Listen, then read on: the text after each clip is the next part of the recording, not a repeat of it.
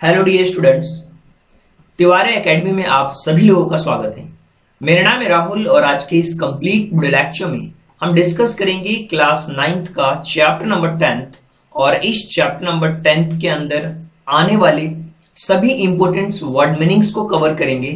इसके साथ साथ हम इस चैप्टर के इंग्लिश टू हिंदी ट्रांसलेशन को भी देखेंगे और इस चैप्टर के ऊपर बेस्ड जो इंपॉर्टेंट क्वेश्चन आंसर हो सकते हैं उन क्वेश्चन आंसर को भी डिस्कस करेंगे। तो चलिए देखते हैं कि इस कंप्लीट चैप्टर के अंदर क्या दिया हुआ है और कैसे हम इस चैप्टर को बहुत अच्छी तरीके से समझ सकते हैं। अगर आप इसकी फर्स्ट पैसेज को देखिए तो यहां लिखा हुआ है, I get a cheap room in the centre of town and sleep 4 hours. मुझे शहर के सेंटर में एक सस्ता रूम मिलता है और मैं कई घंटों तक वहां सोता हूं। The next morning, with Mr. Shah's son and nephew, I visit the two temples in Kathmandu. और अगली सुबह मैं जो मिस्टर शाह के बेटे और भतीजे के साथ जो काठमांडू में 2 मंदिरों में जाता हूं जो हिंदुओं और बौद्धों के लिए बहुत ही फेमस है, that are most scared to Hindus and Buddhists, जो सबसे ज्यादा हिंदुओं और बौद्धों के लिए सबसे पवित्र है। राइट, स्केट का मतलब होता है पवित्र।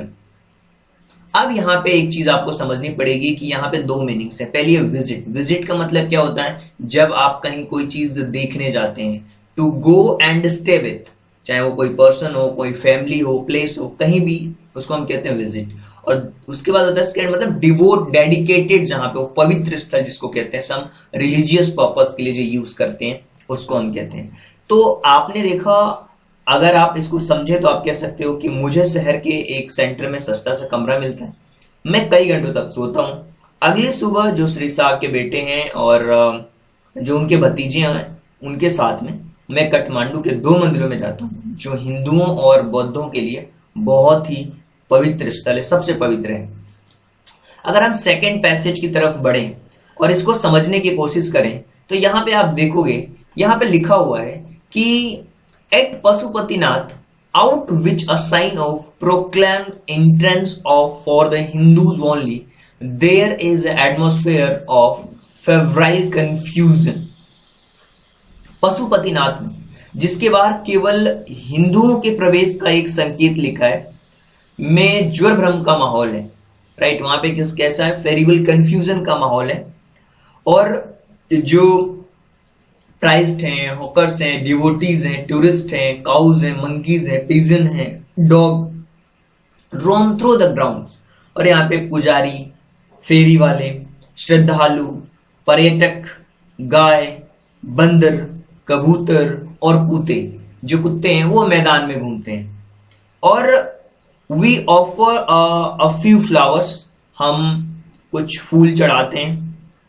There are so many worshippers that some people trying to get the prized attention are the elbowed aside by other pushing their way to the front.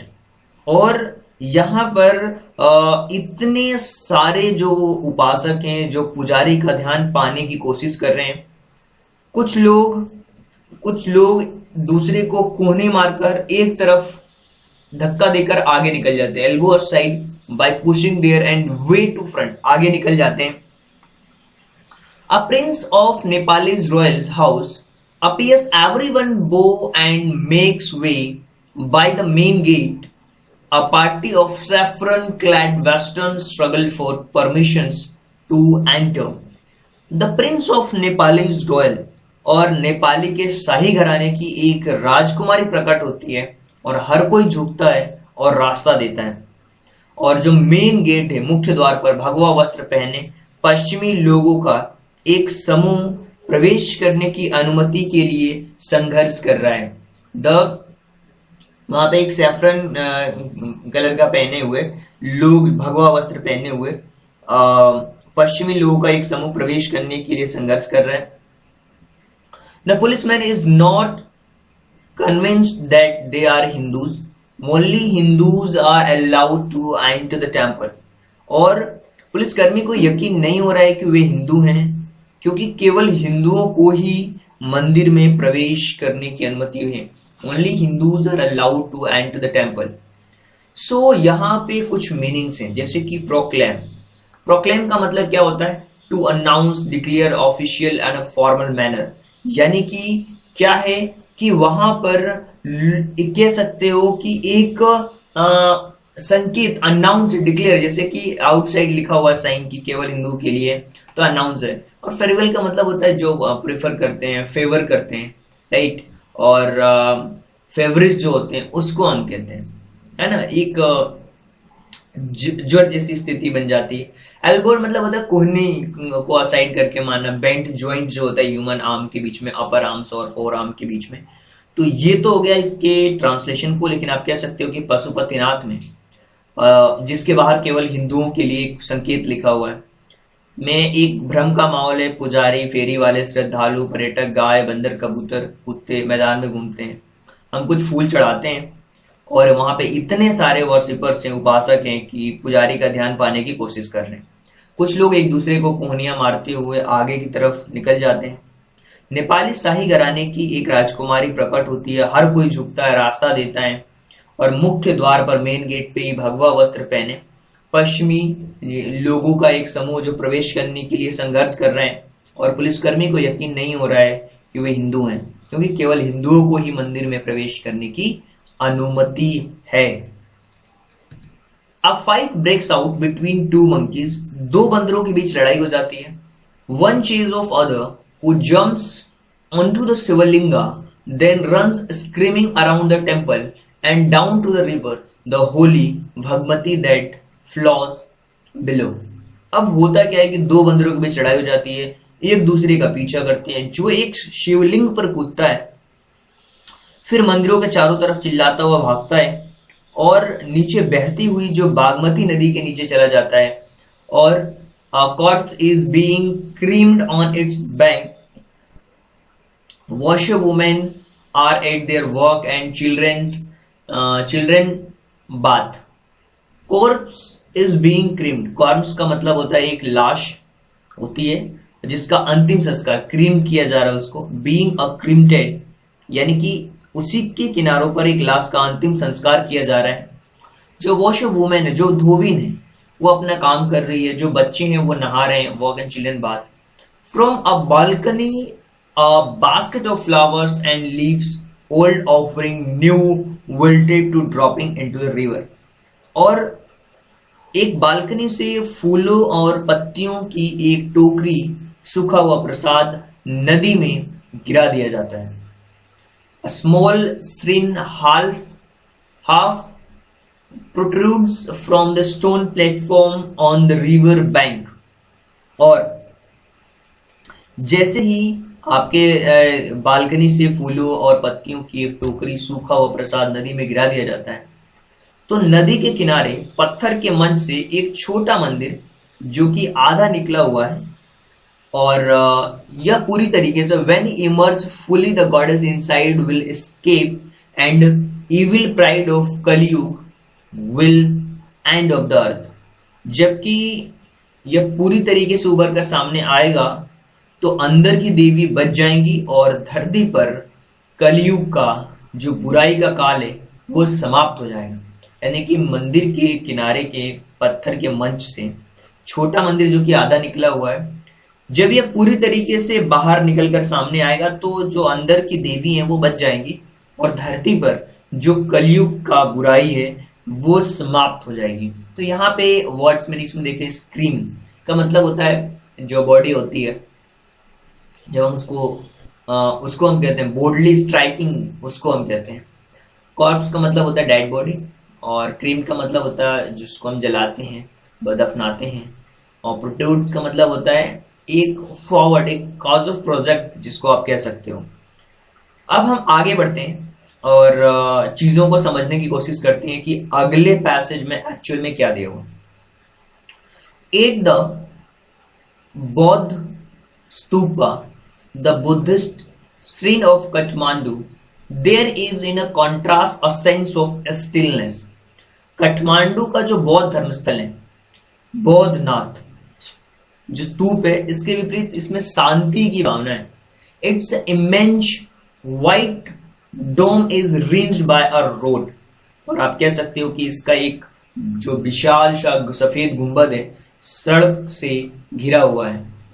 Small shops stand on its outer edge. Many of these are owned by Tibetan immigrants. Felt bags, Tibetan prints and silver jewelry can be bought here. और इसके बाहर किनारे पर छोटी दुकानें हैं जिसमें कई जो तिब्बती लोग हैं, अप्रवासी, इनके मालिक हैं, स्वामित्व में हैं। यहाँ नमदा बैग और तिब्बती प्रिंट और चांदी के आभूषण जो हैं खरीदे जा सकते हैं। यहाँ कोई भीड़ नहीं है और ये चारों ओर व्यस्त सड़कों में से शांति का एक सड़क है। देयर आर नो क्राउड, कोई भीड़ नहीं है।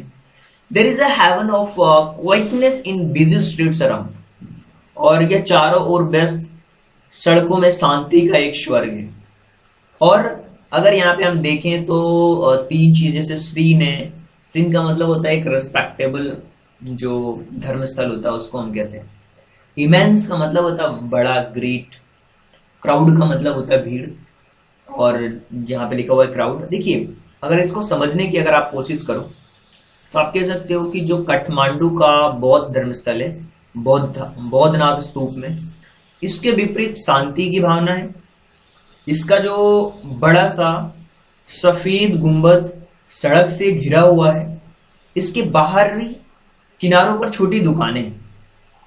इनमें से कई जो तिब्बती अप्रवासी हैं वो इनके मालिक हैं। यहाँ बैग, तिब्बती प्रिंट के चांदी जो आभूषण है, ऑर्नामेंट्स खरीदे जा सकते हैं। और यहाँ कोई भीड़ नहीं है। There is no crowd and this is a haven of quietness in the busy streets around. और यहाँ चारों ओर जो व्यस्त सड़कों में शांति का एक स्वर्ग है। तो चलिए अब हम आगे बढ़ते हैं। और यहाँ लिखा हुआ है, Kathmandu is a vivid machinery religious with a small stream to flower adorned deities along the narrowest and Buddhist streets with the flute seller, hawkers, postcard, shop telling, western cosmetic, film rolls and chocolates, copper utensils and Nepalese antiques। जो काठमांडू में अलग अलग ऐसे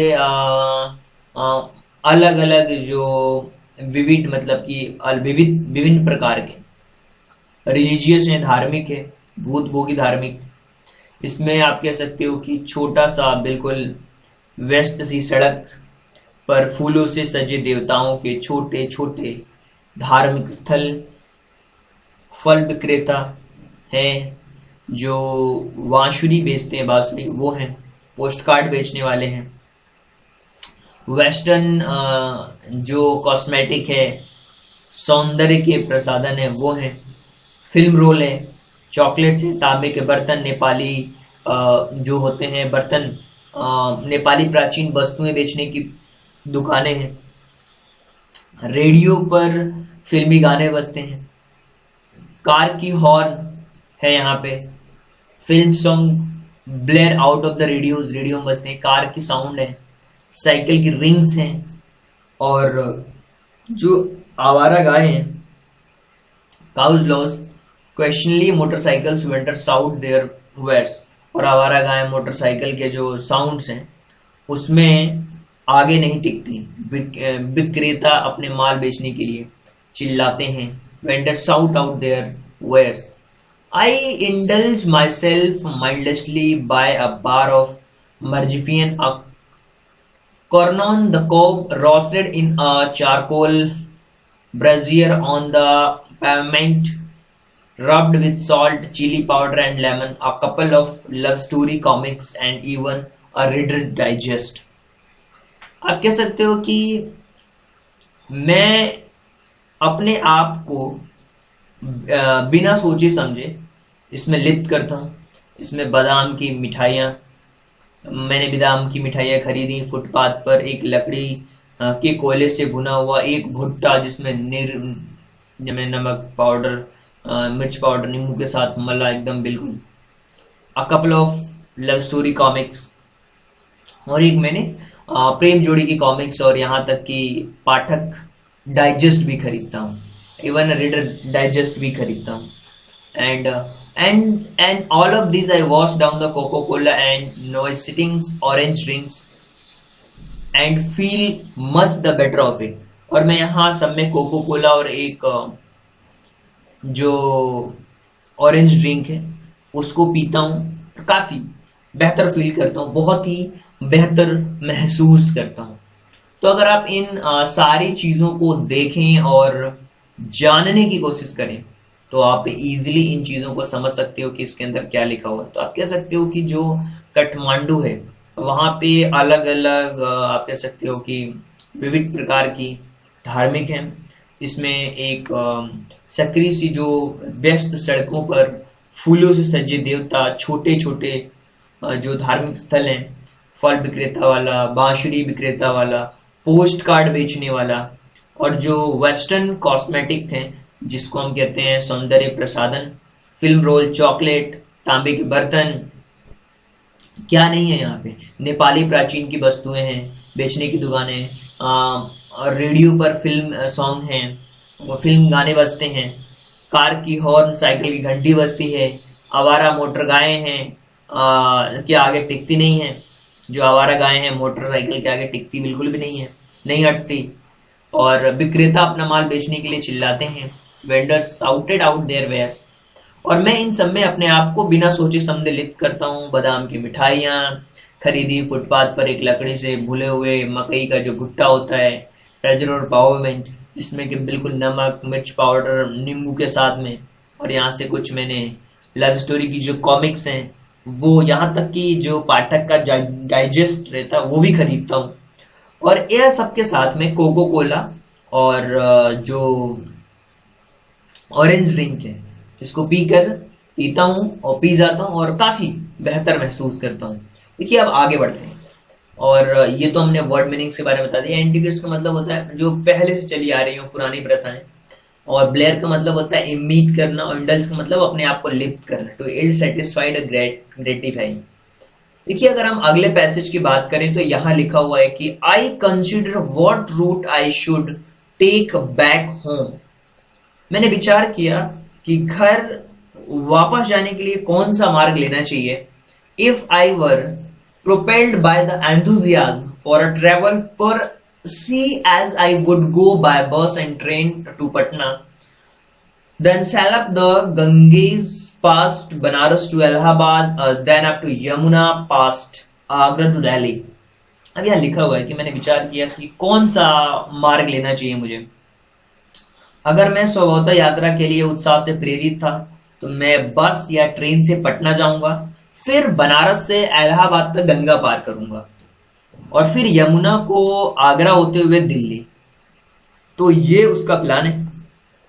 But I am too exhausted and homesick today, a last day of August। और आज अगस्त का अंतिम दिन है और मैं बहुत अत्यधिक थक गया हूँ, बिल्कुल होम एंड थका हुआ महसूस कर रहा हूँ, होमस्टिक हूँ। और go home, I tell myself, move directly towards the home. मैंने अपने आप से कहा घर जाओ, सीधे घर की ओर बढ़ो। फिर I entered to Nepal Airlines office and buy a ticket for tomorrow flight। मैं एक नेपाल की एयरलाइंस के कार्यालय में प्रवेश किया और अगले दिन उड़ान के लिए टिकट खरीदी मैंने। तो यहाँ पे देखिए कुछ मीनिंग्स। जैसे कंसिडर का मतलब होता है सोचना उसके बारे में, और उसको कंसिडर करना। एंथुजियास्ट का मतलब होता है एक एनर्जी, और एग्जॉस्टेड का मतलब होता है कि आप थके हुए फील कर रहे हो।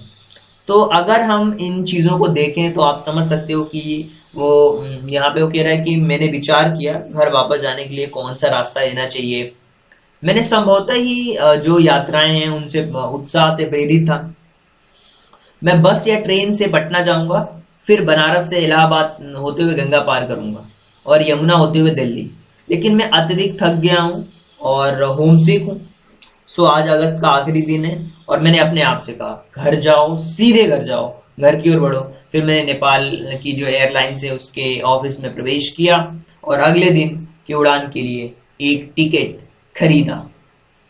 अगर हम अगले पैसेज की तरफ मूव करें तो बहुत ही आसान सा पैसेज है, और उम्मीद करता हूं कि आप भी अपने साथ अपनी बुक को लेकर के तो जरूर बैठ रहे होंगे यार। देखिए, आपको करना क्या है ना कि जब भी मैं पढ़ा रहा होता हूँ तो आपको अपने साथ बुक रखनी है और मैच करना है कि हम कौन से पैसेज पे पहुंच चुके हैं, किसके बारे में एक्सप्लेनेशन चल रहा है। तो उससे क्या होगा कि आपका पूरा फोकस यही होगा। वीडियो के साथ में आपको अपनी बुक भी रखनी है, राइट। सो यहाँ लिखा हुआ, I look at the flute seller standing in a corner of the square near a hotel. मैंने होटल के पास में स्क्वायर के एक कोने में बांसुरी जो विक्रेता है उसको खड़े देखा।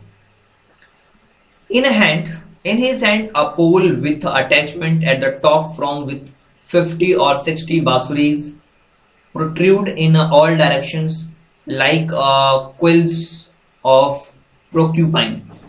और उसके हाथ में एक डंडा है और जिसके टॉप पे कुछ लगा है जिसमें 50-60 जो बांसुरियां हैं वो लगी हुई हैं, सभी दिशाओं में फैली हैं।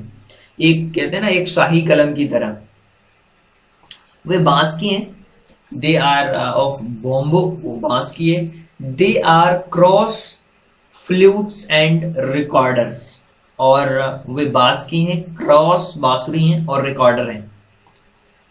फॉर टाइम टू टाइम, समय समय पर वो अपनी जमीन पर डंडे को खड़ा करता है। From time to time he stands a pole on the ground, selects a flute and play for a new few minutes. और वह धीरे और अत्यधिक प्रदर्शन के बिना ध्यान से बजाता है। वह अपना माल बेचने के लिए चिल्लाता नहीं है। The sound rise clearly above the noise of traffic and hawkers cries. वह कभी कभी बिक्री करता है, और लेकिन मजे की बात यह है कि जिस तरह यह उसकी उद्यमिता के लिए प्रासंगिक था, कई बार वो फल विक्रेता से बात करने के लिए बजाना बंद कर देता।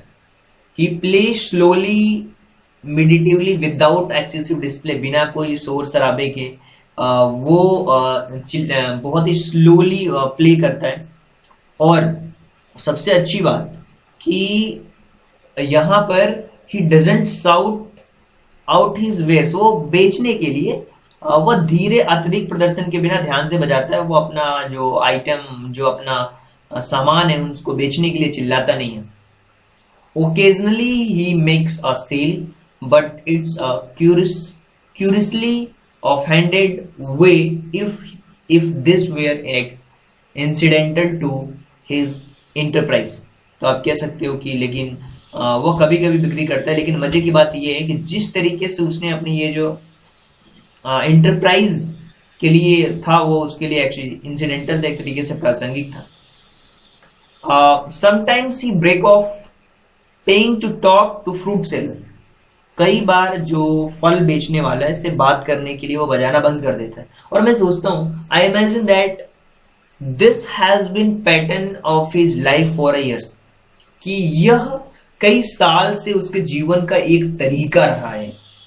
और यहाँ पे है, मिलती है हमें दो मीनिंग्स।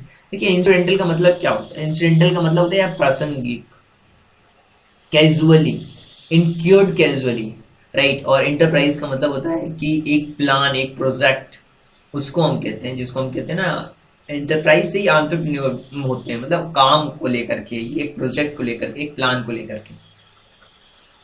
अब यहाँ पर जो चीजें हैं, इन सबको अगर हम देखने की और समझने की कोशिश करें तो आप समझ पाओगे कि मैंने होटल के पास स्क्वायर के कोने में एक बांसुरी बेचने वाले को देखा। उसके हाथ में एक डंडा है और जिसमें 50-60 बांसुरी सभी दिशाओं में फैल जाती हैं, जैसे कि एक शाही कलम, लाइक अ क्वाइल्स ऑफ प्रोकपाइन। और वो सब बांस की हैं। वहां क्रॉस फ्लूट्स हैं, मतलब क्रॉस बांसुरीज हैं, रिकॉर्डर हैं।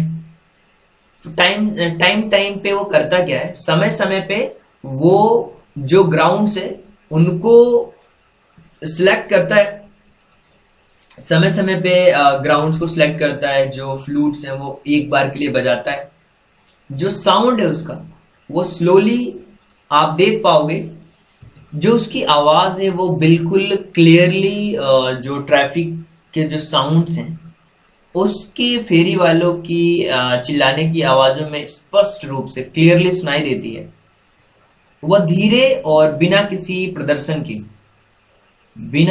प्रदर्शन के वो इजीली ध्यान से बजाता है। यह माल बेचने के लिए चिल्लाता ही है, और ओकेजनली वो कभी कभी बिक्री करता है, लेकिन मजे की बात यह है कि वह इस तरीके की इंटरप्राइज के लिए उसके लिए प्रासंगिक था, इंसिडेंटल था। कई बार वह फल बेचने से बात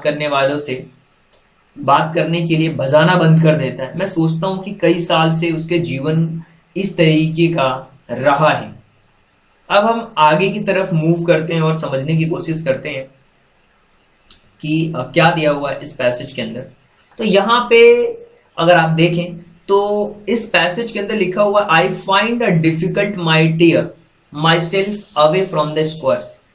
मैं स्क्वायर से खुद को दूर रखना मुश्किल लग रहा था, क्योंकि जो बांसुरी के संगीत है, flute music always does this for to me it's once and most universal and most popular sounds. और बांसुरी जो है वो संगीत हमेशा के लिए ऐसा करता है, और यह एक बार में आप कह सकते हो कि सार्वभौम और सबसे विशेष स्पेशल तरीके का साउंड है, most particular, most universal, most particular of the sound. There is a no culture that doesn't have its flute, the रिडनी, रिकॉर्डर एंड जापानीज। और ऐसी कोई भी कल्चर नहीं है, संस्कृति नहीं है जिसकी अपनी बांसुरी ना हो। चाहे रिडने देखें, रिकॉर्डर देखें, जापानीज जो साहोपुची है, deep bansuri, Hindustani classic music, and clear the breathy flutes of South Africa, a high pitch in Chinese flutes. आप कह सकते हो कि यह ऐसी संस्कृति है जिसकी अपनी कोई भी ऐसी संस्कृति नहीं है जिसकी कोई बांसुरी ना हो। जैसे रीडने, रिकॉर्डर, जापानी की सहुहाची, हिंदुस्तानी में शास्त्रीय संगीत की गहरी बांसुरी, दक्षिण अमेरिका में चले जाओ तो साफ और सांस की बांसुरी, ऊंची ऊंची चीनी बांसुरी, राइट। प्रत्येक की अपनी एक अलग ही आप कह सकते हो each specific finger and compasses and waves it's own associations, और सबका एक अपना एसोसिएशन भी है, कंपास है, सबको जुड़ाव है, एक अलग ही तरीके से जुड़ाव है, और वह स्वयं के जुड़ाव को बुनती है, it's own associations. Yet to hear any flutes, it seems to me to be drawn into a commonly for all mankind to be moved music closest in the phrase and sentences to the human voice। तो आप कह सकते हो कि अभी तक किसी भी बांसुरी को सुनना, मुझे यह लगता है कि सभी जो मानव जाति की समानता में ले जाता है, संगीत द्वारा अपने वाक्य मानव समाज में वाक्य में सबसे अधिक निकटतम ले जाए। इसका उद्देश्य it's motive force to living breath it's need to a pause breath before can go on.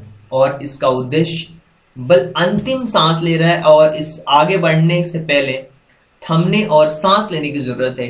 It's needs to be pause breath before it can go on. आगे बढ़ने से पहले हमें रुकने और सांस लेने की जरूरत है। ठीक है। स्पेसिफिक का मतलब होता है स्पेशल, एसोसिएशन मतलब होता है ऑर्गेनाइजेशन, और फ्लूट का मतलब होता है बांसुरी, and organ stock with 5 flu pipes. अब इन चीजों को अगर हम देखें और समझने की कोशिश करें तो इजीली आप समझ पाओगे कि मुझे जो स्क्वायर से खुद को दूर रखना मुश्किल लग रहा था। जो बांसुरी के संगीत है हमेशा ऐसा करता है, एक बार सबसे यूनिवर्सल और सबसे स्पेशल लगता है। ये कोई भी ऐसी संस्कृति नहीं है जिसकी कोई बांसुरी ना हो, चाहे रीडने, रिकॉर्डर, जापानीज की सहुकुची, हिंदुस्तानी में शास्त्रीय संगीत है ना की गहरी बांसुरी, और दक्षिण अमेरिका में साफ और सांस की बांसुरी, ऊंच नीची में ऊंची ऊंची चीनी बांसुरी, और प्रत्येक की अपनी एक स्पेशल और कंपास है, right. Its own compass, right, और fingering and compass, it waves on own association. आप कह सकते हो कि प्रत्येक को अपनी एक विशिष्ट छूत और कंपास है, और जो स्वयं के जुड़ाव से बुनती है। अभी तक किसी भी बांसुरी को सुनना मुझे ये लगता है कि सभी मानव जाति की समानता में ले जाता है, सभी जो ह्यूमन वॉइस है उसकी वॉइस में ले जाता है। और अभी तक ये एक विशिष्ट तरीके का कंपास है जो स्वयं से जुड़ने को कहती है। इट्स आप देख सकते हैं यहाँ पे लिखा है, it's wave it's own associations yet to hear flute is. और अभी तक किसी भी बांसुरी को सुनना, यह मुझे लगता है कि सभी मानव जाति की समानता में ले जाता है। संगीत द्वारा अपने वाक्यांशों और मानव आवाज को वाक्य में और पास ले जाए। इसका उद्देश्य अंतिम जो सांस ले रहा है, living to the breath it's need to be pause, वहां पे कुछ थमने और सांस लेने की जरूरत है। आगे मूव करते हैं और अगले पैसेज की तरफ हम बढ़ते हैं। यहाँ पे अगर आप देखें तो लिखा हुआ है कि that I can be affected by a few familiar phrases on the bansuri surprises me at the first for the previous occasion that I have returned home after a long absence abroad I have hardly noticed such a details and certainly have not invested them with the significance now I now do। यहाँ पे लिखा हुआ है कि यह कि बांसुरी पर कुछ परिचित वाक्यों से मैं इतना प्रभावित हो सकता हूँ कि मुझे पहली बार ये आश्चर्यचकित करते हैं। क्योंकि पिछले अवसर पर जब मैं विदेश की एक लंबी यात्रा के बाद घर लौट आया था तो मैंने शायद ही इस तरीके के विवरण देखे हों। निश्चित रूप से उस महत्व के साथ साथ निवेश नहीं जो मैं अब करता हूँ, राइट। अब यहाँ पे मीनिंग्स हैं, जैसे अफेक्टेड का मतलब होता है इन्फ्लुएंस, एब्सेंस का मतलब होता है स्टेट ऑफ बीइंग, अवे दूर रहने के, और सिग्निफिकेंस का मतलब होता है इम्पोर्टेंस, है ना। कॉन्सिक्वेंस, इम्पोर्टेंस की बात होती है, सिग्निफिकेंस का मतलब। देखिए अगर हम इसको देखें तो हम कह सकते हैं कि जब मैं बांसुरी से कुछ परिचित जो वाक्य है ना उनसे इतना प्रभावित हो सकता हूँ कि मुझे पहली बार आश्चर्यचकित करते हैं। Surprise me at first for the previous occasion, previous occasion में जब मैं विदेश की एक लंबी यात्रा पर घर लौटा था। I have return home after a long absence abroad, I have hardly notice such a details, मैंने इतनी शायद ही कभी इस तरीके से डिटेल देखी हूँ और या नोटिस किया हूँ। निश्चित रूप से उन्हें उस महत्व के साथ निवेश नहीं किया जो अब मैं करता हूं। देखिए यहाँ पे अगर इजीली समझे चीजों को और जानने की कोशिश करें तो यहाँ पे क्या है, यहाँ पे पहले क्वेश्चन को अगर हम समझने की कोशिश करें, अब हम आते हैं क्वेश्चन आंसर को डिस्कस कर रहे हैं। देखिए ये तो हमने डिस्कस कर लिया कंप्लीट चैप्टर, क्वेश्चन आंसर पे आते हैं और यहाँ पे पहला क्वेश्चन लिखा हुआ है, name of the two temples the author visited in Kathmandu. दो उसने विजिट करे, पहले तो काठमांडू और दूसरा पशुपतिनाथ जो कि हिंदुओं का टेम्पल था, और एक बौद्धनाथ स्तूपा। और what is believe Pashupatinath about end of the Kaliyuga. तो at Pashupatinath there is small shrine and protrudes from the stone platforms the river of the Bagmati and it is believed that when the shrine will emerge the fullest form, the goddess inside the escape from the evil period of Kali Yuga and the earth will become an at the end। वो बता रहे हैं कि जब वो मंदिर में जो वो जगह में पूरी अगर निकल आएगी तो ये जो अर्थ है वो खत्म हो जाएगी। What does the Bikram seat compare to the coils of Proserpine? तो इसका आंसर है Vikram seat compares the 50 or 60 बांसुरी sticking out in all directions from the pole of flute seller to the coils of porcupine, right। तो ये इसका answer हो गया। Name of 5 kinds of flute के बारे में बात करें तो जापानीज हैं, इंडियन है, साउथ अमेरिकन है, चाइनीज में हाई पिच्ड की हैं, हिंदुस्तानी में डीप बांसुरी हैं, सबकी अलग अलग है। तो ये हमने काइंड्स लिख दिए। अब difference does the author between flute seller and the other hawkers, जो दूसरे विक्रेता हैं और जो बांसुरी बेचने वाला उसमें क्या डिफरेंस। देखिए जो दूसरे हैं वो बहुत चिल्ला रहे हैं, साउट कर रहे हैं, लेकिन वही जो बांसुरी बेचने वाला वो बिल्कुल अलग है, वो ज्यादा साउट नहीं कर रहा but simply plays the flute, बस वो बजा रहे हैं slowly and meditatively without too much display, बिना कुछ दिखावा करे वो ये चीजें कर रहा है। Compare the contrast of the atmosphere in the end of the Boudhanath and shrine with the Pashupatinath temple. तो यहाँ लिखा हुआ है कि जो एटमोस्फेयर है उसको कंपेयर करना है कि नॉइजी था वहां पे और यहाँ पे अगर बौद्धनाथ की बात करें तो शांति था वहाँ पे, और ये एक हेवन क्वाइटनेस थी, बिजी स्ट्रीट्स नहीं थी वहाँ पे ऑल राउंड ज़्यादा, there was no crowd, hence it was relaxing था वो। एक silence help build a stillness and serenity at the Buddhist scene, ये सारी चीज़ें थी। तो आई होप कि ये जो चैप्टर नंबर 10 है वीहाइव का, आप लोगों को बहुत अच्छी तरीके से इसके ट्रांसलेशन को समझ पाए होंगे आप लोग, और इसके साथ साथ आपने वर्ड मीनिंग्स देखा, इंपॉर्टेंट क्वेश्चन आंसर देखे। अगर आपको लगता है कि कोई सुझाव या सजेशन देना चाहिए तो आप कमेंट बॉक्स में सुझाव और सजेशन भी दे सकते हैं। So thank you so much and thanks for giving your precious time at the last. God bless you. Thank you so much.